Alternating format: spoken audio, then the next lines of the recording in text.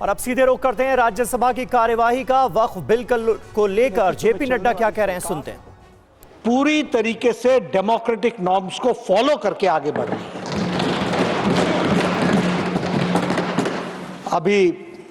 अब मैं प्रोसेसेस की बात करूं, नासिर जी ने उसके बारे में चर्चा की है, मैं भी उस पर चर्चा करूंगा। लेकिन जॉइंट पार्लियामेंट्री कमेटी, आपने कहा हमने जॉइंट पार्लियामेंट्री कमेटी बनाई 2013 में। इसी वक्फ बिल की बात को जब जॉइंट पार्लियामेंट्री कमेटी बनी थी तो उसमें सिर्फ 13 सदस्य थे, और नरेंद्र मोदी जी की सरकार में जो जॉइंट पार्लियामेंट्री कमेटी बनी उसमें 31 सदस्य थे, 31, जस्ट 1 3 and 3 1। आप समझ सकते हैं कि डेमोक्रेटिक नॉर्म्स को फॉलो करने के और क्या पैमाने हो सकते हैं, क्या मापदंड हो सकता है। सिर्फ यही कि आपकी बात मान ले तभी हम डेमोक्रेटिक हैं। वाद विवाद तर्क पर होगा या कुतर्क पर होगा या जबरदस्ती होगा, हमें इस बात को समझने की आवश्यकता है। मैं यहां यह भी कहना चाहूंगा कि जॉइंट पार्लियामेंट्री कमेटी की 36 मीटिंग्स हुई। मैं जगदम्बिका पाल जी से बातचीत कर रहा था तो more than 200 hours have been spent on the joint parliamentary committee activities directly and indirectly. अब ये 200 hours what processes were adopted? अभी हमारे नासिर साहब कह रहे थे कि क्लॉज बाय क्लॉज वोटिंग नहीं हुई या डिस्कशन नहीं हुआ। मैं ये कहता हूं डिस्कशन क्या होता है, आपने अपनी बात कही, मैंने अपनी बात कही, यही डिस्कशन होता है। This is called discussion. It is not necessary that I agree to everything which you say. तो इसलिए, और आपके जमाने में 2013 में ओनली 22 मीटिंग्स टुक प्लेस। हमारे रिजू साहब ने बताया कि जम्मू कश्मीर, इन्होंने तो बताया लद्दाख, ले, जम्मू कश्मीर, वो उस समय तो जम्मू कश्मीर ही था, एक ही था, श्रीनगर जम्मू ले, वहां आप गए। और हमारे जगदम्बिका पाल जी सारी कमेटी को लेकर के 10 स्थानों पर गए, 10 राज्यों में गए। और अगर मैं स्टेक होल्डर्स की बात करूं तो 284 स्टेक होल्डर्स के साथ पार्टिसिपेशन हुआ डिबेट में। और आपके जमाने में, यूपीए के जमाने में 18 स्टेक होल्डर्स के साथ बात हुई थी। नाउ जस्ट इमेजिन, कहां 284 और कहां 18, कहां सरसरी तौर पर डिस्कशन हुआ और कहां गहराई से डिस्कशन हुआ। कौन से पैमाने, जिन पैमानों पर हम खड़े ना उतरे हो। हम यह भी बताना चाहते हैं कि 25 स्टेट्स के वर्क बोर्ड के साथ बातचीत हुई, 15 स्टेट गवर्नमेंट्स के साथ बातचीत हुई, 5 माइनॉरिटी कमीशंस के साथ बातचीत हुई, और सैकड़ों एमएलए, एमपीज और मिनिस्टर्स के साथ बातचीत हुई। अब इससे ज्यादा एग्जॉस्टिव डिस्कशन क्या हो सकता था। और यूपीए के जमाने में जब 2013 का बिल आया तो सिर्फ 13 स्टेट्स में बातचीत हुई थी। और उसी तरीके से जैसा मैंने कहा कि, और बिल को हम लोकसभा में लेकर के चले आए थे। मुझे एक बात और भी ध्यान में आ रही है जो मैं कहना चाहूंगा। हमारे यहां कहा जाता है, यहां कपिल सिब्बल साहब दिखे थे मुझे, कोर्ट में चर्चा होती है कि when you have got arguments you are contented and you speak accordingly. आप तो जानते हैं।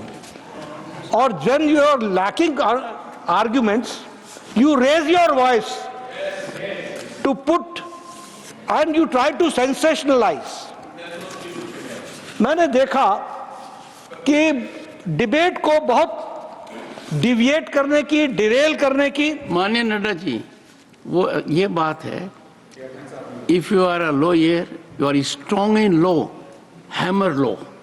If you are strong on facts, hammer facts. If you are strong on neither, hammer the table. Sir, thank you very much. Very good advice. But I'll not hammer the table. I will use my. तो ये Daryl हुआ और Daryl के साथ साथ deviate भी हुआ। कल मुझे लोकसभा में भी देखने का मौका मिला। अब इस बिल में कहीं राम मंदिर आ रहा है, इस बिल में कहीं कुंभ मेला दिख रहा है, इस बिल में बिहार का इलेक्शन दिख रहा है, इसमें एयर इंडिया बिक गया, केरला का सिनेमा दिख रहा है। ये चीजें, ये डिविएट, डिरेल, सेंसेशनलाइज। मैंने सुरेश गोपी जी को भी कहा बैठ जाओ बैठ जाओ बैठ जाओ। John Brittas was very smart. Sir, what he did, he spoke his whole speech in English, but when he wanted to speak something which was unwanted, he chose Malayalam, and it was yes.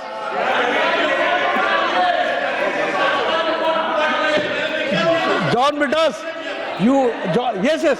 No, legally you are sound, John Britas, nothing. Legally you are sound. But I have said it's a smart move. Yes, smart move.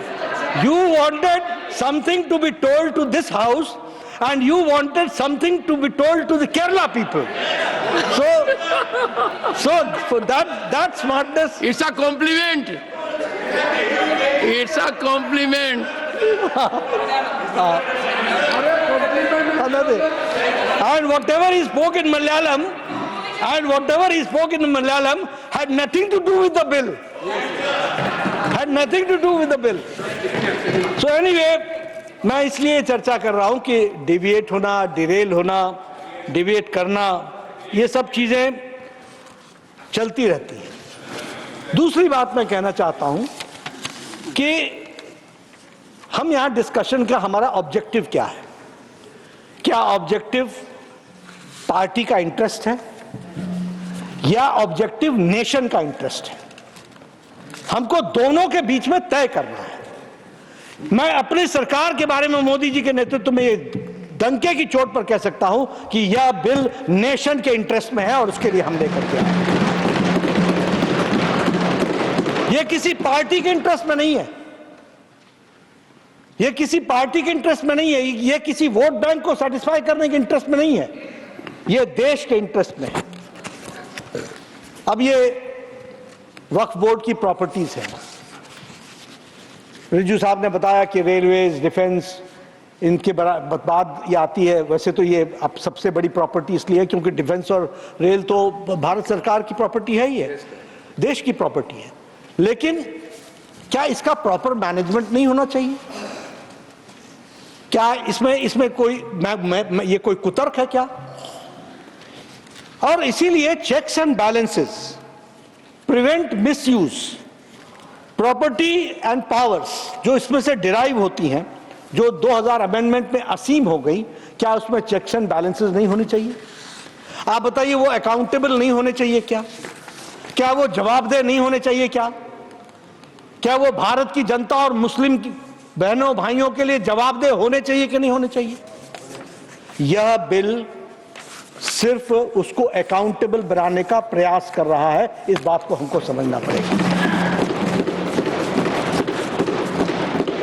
दूसरी बात, आप तय कर लीजिए, मुझे उसमें कुछ कहना नहीं है, क्योंकि मैं इस फोरम पर जहां बिल की बातचीत चलती है वहां मैं कोई राजनीति लाऊं, इसकी आवश्यकता नहीं है। लेकिन फिर भी मेरे मन में है, इसलिए मैं कहना चाहता हूं।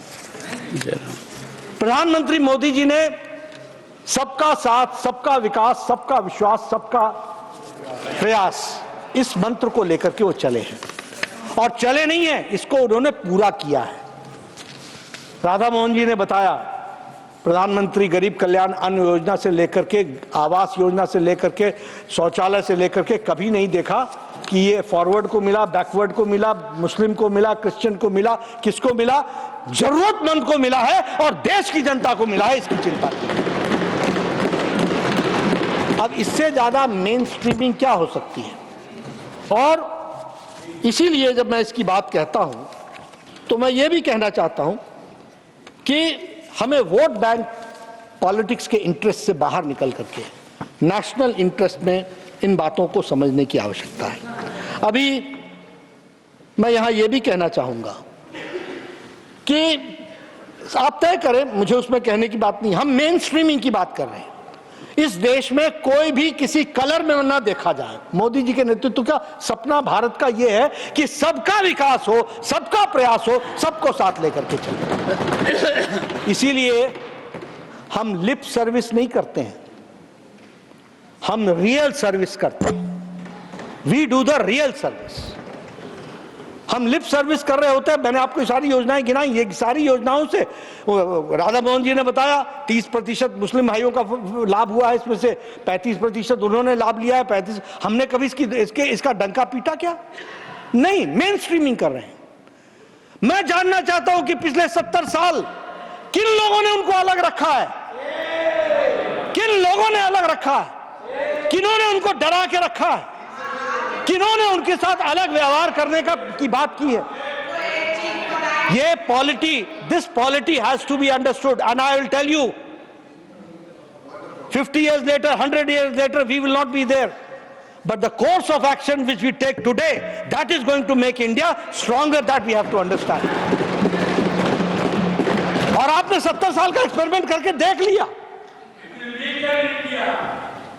70 साल का एक्सपेरिमेंट आपने करके देख लिया, बांट करके देख लिया, वोट के पीछे पढ़ के देख लिया। 2013 का अमेंडमेंट ला करके भी 2014 में वहां बैठने के लिए मजबूर हो गए। इससे काम नहीं चलने वाला। और मैं इसमें आपको बताना चाहता हूं, जब मैं कहता हूं कि लिप सर्विस नहीं रियल सर्विस की है, तो मैं ये कहना चाहूंगा कि ट्रिपल तलाक तो सुप्रीम कोर्ट ने बहुत पहले कह दिया था कि लगाना चाहिए। भारत की जनता लगाना चाहती थी। आपकी सरकार, यूपीए की सरकार 10 साल बैठी रही, आप नहीं लगा सके। क्या तकलीफ थी जो नहीं लगाई गई? क्या वो रेट्रोग्रेटिव स्टेप था ट्रिपल तलाक हटाना, या प्रोग्रेसिव स्टेप था? हमारे नासिर साहब कहते हैं कि we would not like to remain second grade citizen. You made the Indian Muslim ladies second grade citizens, you made it second grade citizens. और मैं बताना चाहूंगा कि इजिप्ट में, सभापति जी, इजिप्ट में ट्रिपल तलाक, ये मुस्लिम देशों की बात कर रहा हूं, ट्रिपल तलाक मुस्लिम देश में, इजिप्ट में 1929 में समाप्त हो गया था। सूडान में 1929 में समाप्त हो गया था। बांग्लादेश में 71 में बना, 72 में ट्रिपल तलाक समाप्त हो गया। इराक में 1959 में समाप्त हो गया। सीरिया में 1953 में समाप्त हो गया। मलेशिया में 1969 में समाप्त हो गया। ये सब मुस्लिम देशों का मैंने नाम लिया है। ये भारत देश था जहां हमारी मुस्लिम बहनों को मुख्य धारा में लाने से रोका जा रहा था, और लाने वाले, मेन स्ट्रीमिंग करने वाले नरेंद्र मोदी जी बने, जिन्होंने उनको करके दिया। इसलिए जब हम इसकी चर्चा करते हैं तो हमें ध्यान रखना चाहिए रियल सर्विस या lip service. We believe in real service. आज करोड़ों बहनें, मुस्लिम बहनें आज आजाद हो गई, उनको लाइफ विद डिग्निटी जीने का मौका मिल रहा है। किसने किया यह काम? क्या यह ऐतिहासिक फैसला नहीं है? Is it not an historical decision? It is an historical decision, and none other, it is prime minister Modi which has done this, that we have to understand. उसी तरीके से मैं बात करना चाहूंगा आज के बारे में। आज हम, ऐसा लग रहा है जैसे पता नहीं हमने वक्फ बोर्ड पर हाथ डाल दिया, ये तो बहुत गड़बड़ बात हो गई है, और ये एक तरीके से हमारे को कब्जे में लेने की बात है, और हम कोई बड़े रेट्रोग्रेड चल रहे हैं। मैं बताना चाहता हूं, टर्की मुस्लिम देश है, सभापति जी, वहां 1924 में जनरल डायरेक्टोरेट ऑफ फाउंडेशंस बन करके मैनेजमेंट ऑफ वक्फ का काम शुरू हो गया था। It is a Muslim country, Turkey, 1924। और वहां पर टर्की में all Waqf properties were brought under the control of the state for their better management and transparency. When did they do? 1924। 100 साल पहले। They saw to it that the misuse of waqf properties was prevented through digital recording in late 80s, 90s, and income of waqf began to be used for the development of education and health. ये किसने किया? Turkey ने। हम यहां कर रहे हैं, आप तो कर, यूपीए की सरकार को कर देना चाहिए था, क्यों नहीं किया? क्यों हमारा इंतजार कर रहे थे? मलेशिया मुस्लिम डोमिनेटेड स्टेट है। The Malaysia authority of waqf management, वहां क्या बोलते हैं? State Islamic religious council, state चलाता है। और Malaysia began using modern technologies, financial models to improve the waqf management, उन्होंने भी शुरू कर दिया। वहां उन्होंने नई बात शुरू कर दी, वक्फ शेयर्स। वक्फ shares were implemented which increase the community participation and the rise in the Waqf income। सब कोई प्रोग्रेसिव तरीके से चलने की प्रयास कर रहे हैं। Transparency and accountability was ensured and digital database of waqf properties through geo mapping, यानी ये भी मलेशिया में भी जियो मैपिंग और डिजिटलाइजेशन से प्रॉपर्टी को उसको देखा जा रहा था। Saudi Arabia, reforms were made in Saudi Arabia in 2016 and the amendment of the वक्फ, और वहां पर सऊदी वक्फ अथॉरिटी बनाई गई which was established and new policies were implemented to make the Waqf properties more economically beneficial। Economically कैसे beneficial हो सकते हैं, और the Waqf income was used to empower the religious and educational and social services। ये मुस्लिम देश जब वक्फ को सरकार कब्जे में लेकर के जब उसका मैनेजमेंट कर रही है तो कोई तकलीफ नहीं हो रही है। यहां तो हम भी नहीं कर रहे हैं, यहां तो वक्फ बोर्ड और वक्फ ट्रिब्यूनल और वक्फ काउंसिल ही चलाएगा।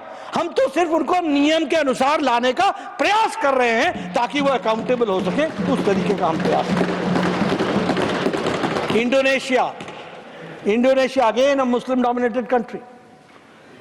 यहां इंडोनेशिया बिगेस्ट, इंडोनेशिया वक्फ बोर्ड जिसको वो बदान वक्फ इंडोनेशिया बोलते हैं। In 2004, Waqf Act was amended, incorporating modern practices and registration for the management of Waqf properties. Or the concept of cash Waqf was implemented for maximizing the benefits derived from the Waqf assets। यानी उन्होंने नए-नए प्रयोग करने शुरू किए ताकि वक्फ की property का ज्यादा से ज्यादा सदुपयोग हो सके और लोगों के लिए काम आ सके। ईरान में the management of waqf properties is under the organisation of endowments and charitable act affairs, ये भी सरकार के पास है। After 1979 Islamic revolution extensive reforms were made in the management of the waqf properties. मैंने आपको इसलिए सारी बातें बताई और इन देशों का नाम लिया कि ये लोग जो मुस्लिम देश हैं, जब वो वक्फ की प्रॉपर्टीज को ट्रांसपेरेंट कर रहे हैं, जब वो वक्फ की प्रॉपर्टीज को डिजिटलाइज कर रहे हैं, जब वो वक्फ की प्रॉपर्टीज को अकाउंटेबल कर रहे हैं, तो भारत की धरती पर करने में दिक्कत क्या आ रही है। और इसीलिए मैं इस बात को आपके सामने रखना चाहता हूं कि इसके माध्यम से हम लोगों ने कोशिश की है कि हम ज्यादा से ज्यादा मुस्लिम समुदाय का वक्फ की प्रॉपर्टी का उपयोग हो सके, उनकी शिक्षा का, उनके स्वास्थ्य का, और उनकी प्रॉपर्टी सही हाथों में रहे, इसकी चिंता की गई है। मैं यहां आपको बताना चाहता हूं, 2013 की बात कही गई। हमारे नासिर साहब ने कहा कि 2013 में तो आप भी साथ थे। हाँ थे, साथ हम थे, लेकिन 2020-21 में हमें ध्यान में आया कि 1913 से लेकर 2013 तक वक्फ की प्रॉपर्टी भूमि 18 लाख हेक्टेयर थी, और 2013 से 2025 में नई भूमि 21 लाख हेक्टेयर जुड़ गई, 21 लाख हेक्टेयर जुड़ गई। और इसका दुरुपयोग ना हो, हम नहीं कहते, हम we are not taking your land, ये 21 लाख भी तुम्हारी और 18 लाख भी आप ही का, लेकिन इसका दुरुपयोग ना हो, इसलिए हमने यह तय किया कि इसको बिल ला करके जो एक्ट में 2013 में जो चीजें मिली हुई थी उसमें कुछ न कुछ परिवर्तन करना आवश्यक होगा। It will be necessary and law is an evolution, the implementation itself is an evolution process through which it goes. तो इसलिए दुरुपयोग को रोकने का प्रयास उसमें से किया गया, और उसको करने के लिए मैं आपके सामने बताना चाहता हूं। अब ये जो अमेंडेड एक्ट था, grants extraordinary, this act 2013, it grants extraordinary powers to the Waqf boards and appears to override the constitutional and the legal framework of India. ये article 14 of the Indian constitution, equality before law, equal protection of law, इसको violet करता है 2013। और जो रिज्जू साहब bill लेकर